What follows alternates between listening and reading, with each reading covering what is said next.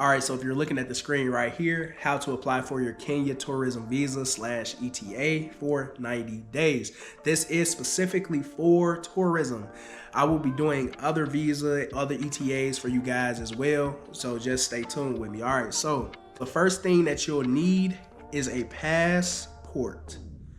Simple and plain. The passport is going to be able to get you in and out. It's basically they're going to have to stamp your passport. If it's your first time traveling out the country, then you might not know this, but yes, when you go to immigration in any country, they have to stamp your passport to show that you were allowed into their country without being like illegal or without, doing some crazy stuff to get into their country, So yes, that's why the passport is important, and that's why it's number one. All right, coming in at number two, we have your contact information. So basically your contact information, you're going to another country. Obviously they need to know who's coming into the country. The passport, it shows, address and all of this stuff, your name, first name, middle name, last name. And the contact information is what's going to, pinpoint you. Okay, this is your phone number.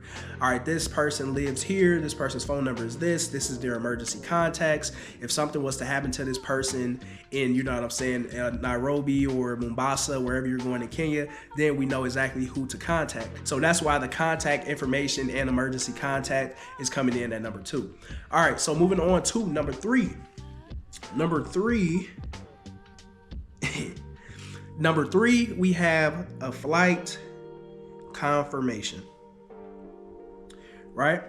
So your flight confirmation. See, these next two things is what kind of deterred me the first time I was going to Kenya, because I'm like, yo, why do I have to pay for a full flight? And why do I have to do this in order to even apply for the visa? Like, that's crazy, And what if I was to get denied?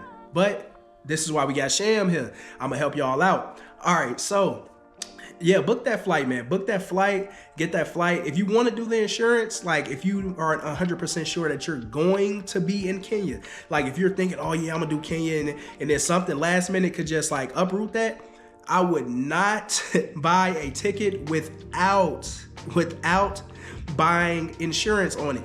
All right, so like I fly Delta usually, Delta, Kenya Airways, they usually have, insurance. So definitely check that out as you're booking your flights. All right, so coming in at number four, we have your hotel or Airbnb confirmation, the reservation confirmation. All right, so basically this is the same thing as the flight.